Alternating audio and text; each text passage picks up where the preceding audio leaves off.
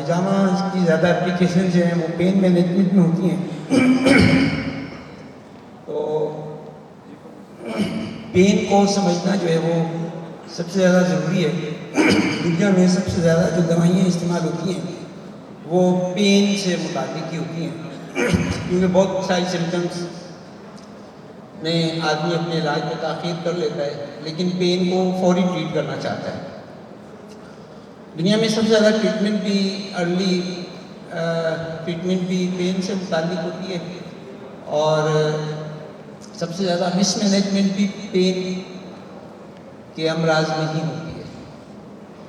تو اس پریزنٹیشن میں تقریباً 100 کے قریب پین کلر اور ان کا ٹریٹمنٹ ہجامہ کے ذریعے سے کتنا آسان اور کتنا ایزی ہو جاتا ہے، اور ان 100 پین کلرز اور ان پین کلرز کے سائیڈ ایفیکٹ سے ہم کیسے بچ سکتے ہیں. تو یہ ہماری آج اس ریسرچ کا موضوع ہے. تو میں تھوڑا سا پین کو ایکسپلین کرنا چاہوں گا یہاں پہ. تقریباً پاکستان میں 2 ارب روپے ڈیلی کا ٹرن اوور ہے ڈائبٹیز کا، اور 4 ارب کے قریب لوگ 4 ارب روپے روزانہ پاکستان میں تقریباً ہائپر ٹینشن کی ٹریٹمنٹ میں خرچ ہوتے ہیں. اس کے علاوہ 6 ارب روپے تقریباً معدے اور جگر کی دوائیوں کے امراض میں، اور پین کلر جو ہے ان سب میں سب سے زیادہ ٹرن اوور ہے پوری دنیا میں پین کی مینجمنٹ میں اور پین کے بزنس میں کہوں گا. تو ہمارا جو جسم ہے یہ خود ایک فارماسیوٹیکل انڈسٹری ہے. یہ اپنی ضرورت کی ہر دوائی خود تیار کرتا ہے.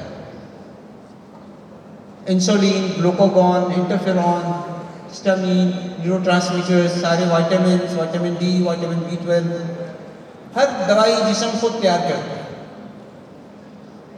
تو جتنے بھی پرنسپلز آف ٹریٹمنٹ اور پرنسپلز آف نیوٹریشنز ہیں وہ قرآن پاک کی 4 آیتوں میں سے لیے گئے ہیں. 2 آیتوں میں سے. اعوذ باللہ من الشیطان الرجیم، بسم اللہ الرحمن الرحیم. والتین والزیتون وطور سینین وہذا البلد الامین.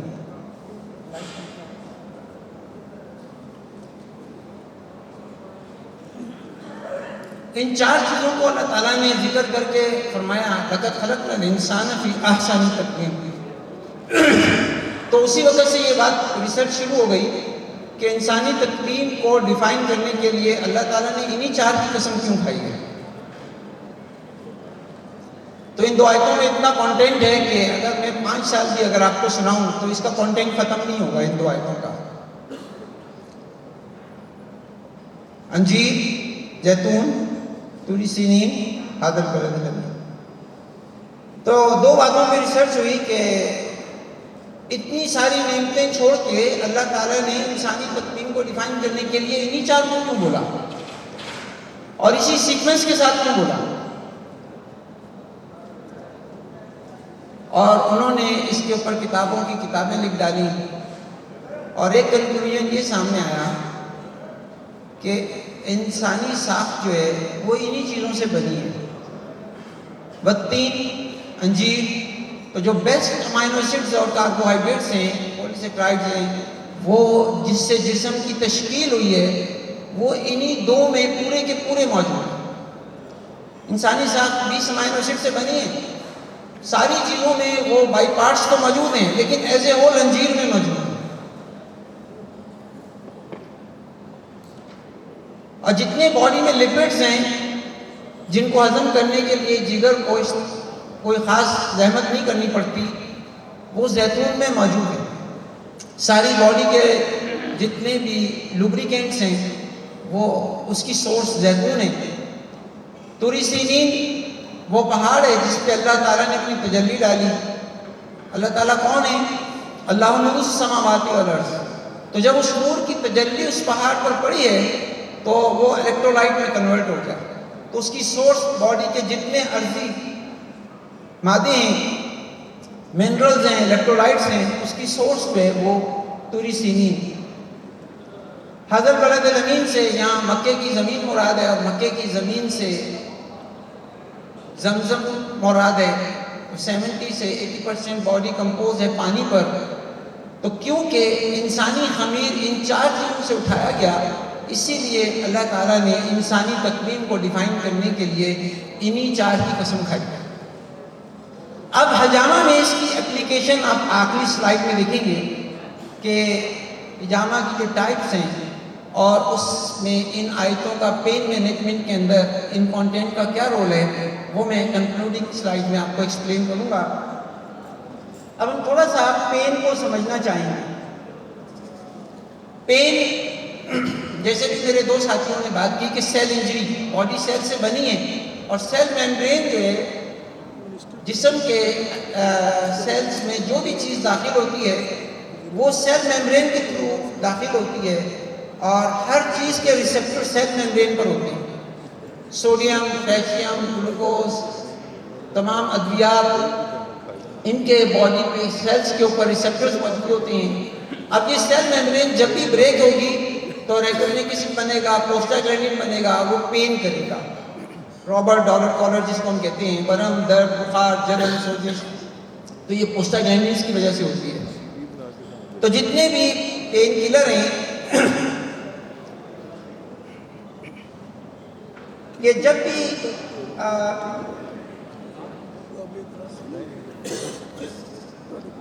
سیل میمبرین انجری ہوئی، ریٹینوکسن بنا، پروسٹاگلینڈن بنا، تو جتنے اسٹیرائڈز ہیں یہ صرف جو ہیں فاسفولائپیز انزائم کو انہیبٹ کر رہے ہیں، جس سے ریٹینوکسن نہیں بن رہا، اور جتنے بھی نان اسٹیرائڈل اینٹی انفلیمیٹری ڈرگز ہیں وہ پروسٹاگلینڈنس کو بلاک کر رہی ہیں، جس کی وجہ سے فوری طور پر یا آدھے گھنٹے کے اندر اندر درد ریلیف ہو جاتا ہے۔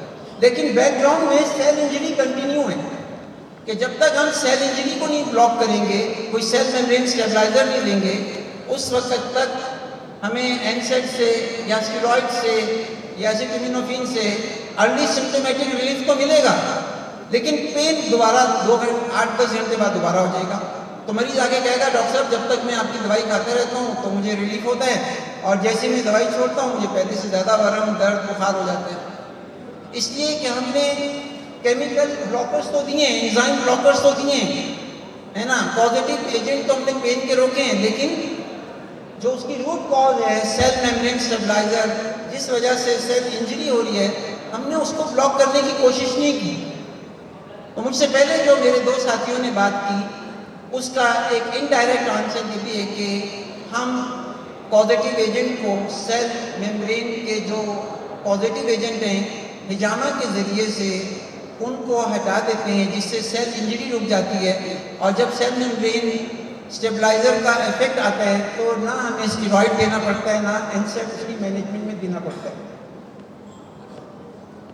دوسری جو بڑی وجہ ہے پین کی وہ ماس سیل انجری ہے۔ جیسے سیل میمبرین انجری تھی ایسی ماس سیل انجری ہے کہ ہسٹامین نکلی، اس نے ویزو ڈائلیٹیشن کی، برونکو کنسٹرکشن کی، اور آکسیجن کی باڈی میں ایبزارپشن کم ہو گئی اور سرکولیشن کم ہو گئی، ہائپوکسک کنڈیشن کریٹ ہو گئی، اور لیکٹک ایسڈ ایکومولیشن جو ہے وہ باڈی میں بڑھ گئی، اور انڈائریکٹلی پھر سیل انجری اس نے کریٹ کر دی۔ تو ہسٹامین کے پوری باڈی میں ریسیپٹرز موجود ہیں کہ یہ وہ یعنی کہ ایجنٹ ہے جس کو ہم کہتے ہیں کہ جی موت شہرک سے بھی زیادہ قریب ہے، موت آدمی کے بالکل قریب ہے، تو وہ بیسیکلی یہ ہسٹامین ہی ہے کہ جب یہ اوور ریلیز ہوتی ہے کسی بھی ریئیکشن، دوائی کے ریئیکشن کی صورت میں یا ٹراما کی صورت میں، تو یہ سانس کی نالیوں کو تنگ کر دیتی ہے، خون کی نالیوں کو پھیلا دیتی ہے، جس سے آنکھوں کے سامنے اندھیرا آتا ہے، چکر آتے ہیں، مریض فینٹ ہوتا ہے، بے ہوش ہو کے گر جاتا ہے۔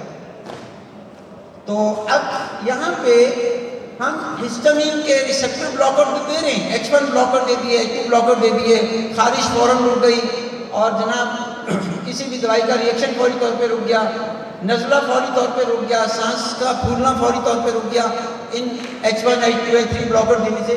لیکن مریض کہہ رہا ہے کہ یہ دمادم کے ساتھ ہے، دوائی کھائی، تھوڑی سی چیزیں لی، لیکن تھوڑے دن کے بعد پھر سانس پھولنا شروع ہو گیا، پھر خارش شروع ہو گئی۔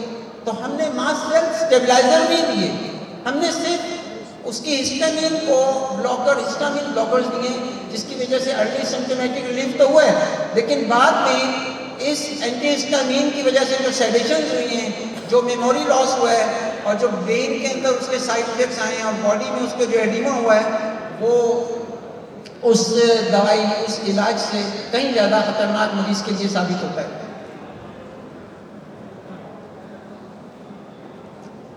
اس کے علاوہ ایک اور پین کی کاز ہے نیوروجینک پین۔ نیورون میں 2-3 طرح کی بیماریاں ہوتی ہیں، نیوروپیتھی، نیورائٹس، نیورلجیا۔ تو نیورائٹس کے لیے اوپائڈ ڈیریویٹیوز دے رہے ہوتے ہیں لوگ، نیورلجیا کے لیے ہارٹ واش کرتے ہیں، ہارٹ اسپاز کر رہے ہوتے ہیں، اور نیوروپیتھی کے لیے وائٹامن B12 جو ہے وہ پین کلر کے طور پہ دیے جا رہے ہوتے ہیں۔ اس کے علاوہ پین کی ایک اور بڑی وجہ جو ہے وہ پیراسمپیتھیٹک ڈس ڈسٹریبیوشن ہے، کہ ہماری 50% ایسیٹائل کولین برین میں یوز ہوتی ہے، پلاننگ، پروگرامنگ، میموری، ریکالنگ میں، اور 50% پوری باڈی کو، سسٹمز کو پیراسمپیتھیٹک سسٹم میں یوز ہوتی ہے۔ اگر یہ برین میں زیادہ یوز ہوگی تو نیچے اس کی سپلائی کم ہو جائے گی اور آدمی لیتھارجک ہوگا، پورے جسم میں اس کو ہیوینس فیل ہوگی، فٹیگ ہوگی، ملیز ہوگا اور پین ہوگا پوری باڈی میں۔ تو یہاں پہ مختلف قسم کے سیڈیٹیو اور ویزوڈائلیٹرز جو ہیں وہ پین کلر کے طور پہ دیے جا رہے ہوتے ہیں، اور اس کی اصل وجہ سٹریس اور انزائٹی ہوتی ہے۔ اس کی کیا وجہ ہوتی ہے کہ اوور تھنکنگ، اوور ریکالنگ۔ تو جب برین میں یہ نیورو ٹرانسمیٹر 50 کے بجائے 60 یا 70% یوز ہوتا ہے تو نیچے باڈی میں اس کی سپلائی مختلف جگہوں پہ کم ہو جاتی ہے، جس کی وجہ سے جو ہے وہ پین جو ہے وہ پورے جسم کے اندر پھیل جاتا ہے۔ تو یہاں پہ کاؤنسلنگ اور سائیکو تھراپی جو ہے وہ پین کلر کا کام کرتی ہے، اور اس پین کو بھی 1 نمبر اور 55 نمبر پوائنٹ کے اوپر جو ہجامہ ہے وہ ان 70 لکھا ہوا ہے بکس کے اندر کہ 70 کے قریب ڈیزیزز کا جو سلوشن ہے وہ سے 55 نمبر پوائنٹ پہ ہجامہ کرنا جو ہے وہ ان سارے پیراسمپیتھیٹک ڈس ڈسٹریبیوشنس کو جو ہے وہ بیلنس کر دیتا ہے۔ اس کے علاوہ پین کی ایک بہت بڑی وجہ جو ہے وہ آٹو امیون ڈیزیزز ہیں، جس میں رومیٹائڈ آرتھرائٹس ہے، SLE ہے، DSLE ہے، سسٹمک سکلروسس ہے، اور یہاں پہ اینٹی میٹابولائٹک ڈرگس جو ہیں وہ پین کلر کا کام کرتی ہیں۔ اس کے علاوہ میٹابولک ڈس آرڈرز ہیں کہ ہمارے جسم میں چکنائی کا بھی استحالہ ہو رہا ہے، گلوکوز کا بھی استحالہ ہو رہا ہے، اور پروٹینز کا بھی استحالہ ہو رہا ہے، سوڈیم، پوٹیشیم، منرلز کا۔ تو ان میں سے کوئی بھی چیز جب اپنی ہائپر یا ہائپو کنڈیشن میں ہوتی ہے تو اینڈ ریزلٹ سیل انجری ہوتا ہے، اور اس کی وجہ سے باڈی میں پین ہوتا ہے۔ تو ہم زیادہ موومنٹ کریں اور اگر گہرے سانس نہ لیں تو لیکٹک ایسڈ بنتی ہے، وہ سیل انجری کر کے پین کرتا ہے۔ تو یہاں پر آکسیجن کی انہیلیشن بھی تھی، یعنی کہ جو ہے وہ پین کلر کا کام کرتی ہے۔ اس طرح ڈائبٹیز میں کیٹو ایسیڈوسس ہے، یا ڈائبٹیز کے اندر ہائپر اور ہائپو کنڈیشن بھی جو ہے وہ پین کرتی ہیں۔ سوڈیم بہت زیادہ ڈسٹرب ہو جائے یا پوٹیشیم بہت زیادہ ڈسٹرب ہو جائے، اس سے بھی مسکولر اسپازم ہوتا ہے اور مسکولر پین شروع ہو جاتے ہیں۔ اس کے علاوہ vitamin B12، vitamin B2، B6 جو ہے یہ نیورائٹس کریٹ کرتے ہیں، ان کی ڈیفیشنسی، اور وائٹامن ڈی کی ڈیفیشنسی پورے کے پورے جسم میں اور عضلات کے ساتھ ہڈیوں میں بھی پین کا باعث بنتی ہے، جیسے آسٹیوپروسس یا آسٹومائلیشیا۔ یہ ساری کی ساری چیزیں بھی سیویئر پین کریٹ کرتی ہیں۔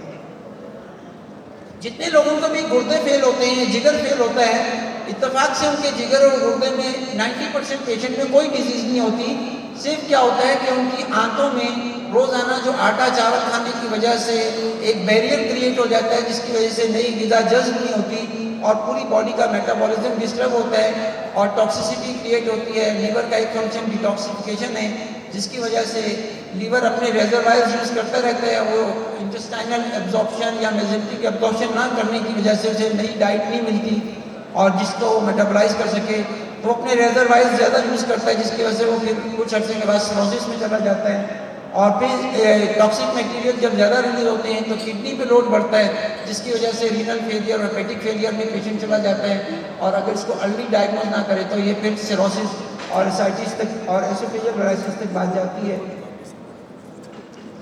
اب یہاں پر ہجامہ کے اپلیکیشنز پر ہم بات کریں گے۔ ہجامہ کی 3 اقسام جو ہیں وہ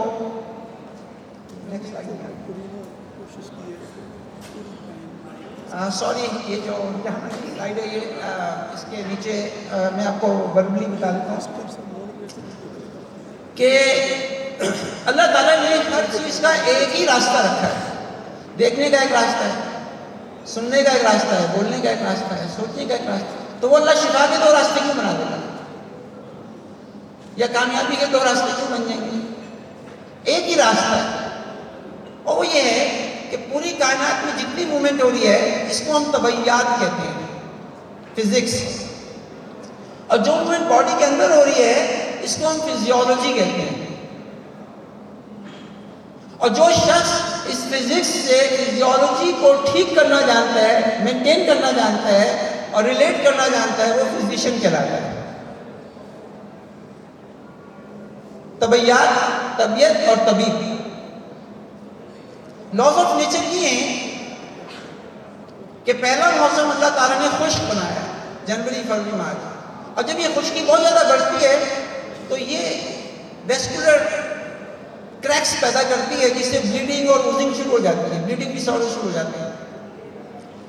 تو نیچر اس ڈرائنیس کو ہاٹنس میں تبدیل کر دیتی ہے کہ خشکی کو گرمی سے نیچر ٹریٹ کرتی ہے. اور گرمی جب حد سے زیادہ بڑھتی ہے تو سیپسس شروع ہو جاتا ہے، انفیکشس ڈیزیز باڈی میں شروع ہو جاتے ہیں، ایریسپیلس، ٹائیفائڈ، فیورز.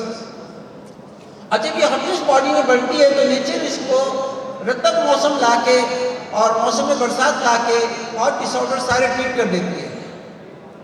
یعنی اگر سیل انجری ڈرائنیس سے ہو رہی ہے تو نیچر اس کو ہاٹ سے ٹریٹ کر رہی ہے. تو ہاٹ جو ہے وہ سیل میمبرین سپلائزر کا کام کر رہا ہے. تو طبیب کیا کرتا ہے کہ ڈرائی چیزیں بند کر دیتا ہے اور ہاٹ چیزیں آن کر دیتا ہے. تو کوزیٹیو ایجنٹ جو سیل انجری کر رہے ہیں اس کو بلاک کر دیا اور جو تھراپیوٹک ایجنٹ ہیں وہ اپلائی کر دیے. اور اگر سیل انجری ہاٹ کی وجہ سے ہو رہی ہے تو طبیب گرم چیزوں کو منع کر دیتا ہے اور رطب اور باریک چیزیں جو ہے وہ اس کی آن کر دیتا ہے. تو کوزیٹیو ایجنٹ سیل انجری اور ماس سیل انجری کے بلاک کر دیے اور تھراپیوٹک ایجنٹ اور کیورنگ ایجنٹ جو ہیں وہ اس نے آن کر دیے. یہ لاجک ہے پرہیز اور غذا کی. اور اگر سیل انجری موئسٹ اینڈ کولڈ کی وجہ سے ہو رہی ہے تو طبیب جو ہے وہ سرد چیزیں اس کی بند کر کے اور یابس چیزیں یعنی ڈرائی چیزیں اس کی آن کرتا ہے. تو اس سے وہ چیزیں جو بلغمی چیزیں یا سرد چیزیں جو سیل انجری کر رہی تھیں، ایڈیما کر رہی تھیں، وہ بلاک ہو گئی اور تھراپیوٹک ایجنٹ جو ہیں وہ اس کے آن ہو گئے. تو ہم 3 طرح کی کپنگ پڑھتے ہیں، ایک ڈرائی کپنگ ہے، ایک ویٹ کپنگ ہے، ایک مساج کپنگ ہے. ڈرائی کپنگ کا تعلق سوڈا سے ہے اور سوڈا ایسیڈک ان نیچر ہے. تو جتنی ایسیڈک ان نیچر ڈائٹس ہیں وہ وہاں بلاک کر دی گئی اور اس کی چیلیٹک ایجنٹ جو ہیں وہ آن کر دیے گئے. تو اب ڈرائی کپنگ کرنے کی لاجک یہ ہے جیسے کسی کو ہائپر یوریسیمیا ہے، گاؤٹ ہے. اب طبیب کیا کرتا ہے کہ اس کے اوپر ڈرائی کپنگ اپلائی کرتا ہے، ڈرائی ٹیمپرامنٹ میں، کہ اس نے نیگیٹو پریشر 7 منٹ کے لیے وہاں کریٹ کیا تو سارا یورک ایسڈ سرفیس پہ آ گیا اور اس نے پھر ہاٹ اسپانج کرنے کے ذریعے آسموٹک پریشر کے ذریعے سے اس کا سارا ہاٹ اسپانج کے اندر اس کے یورک ایسڈ کو وہاں پہ سک کروا دیا.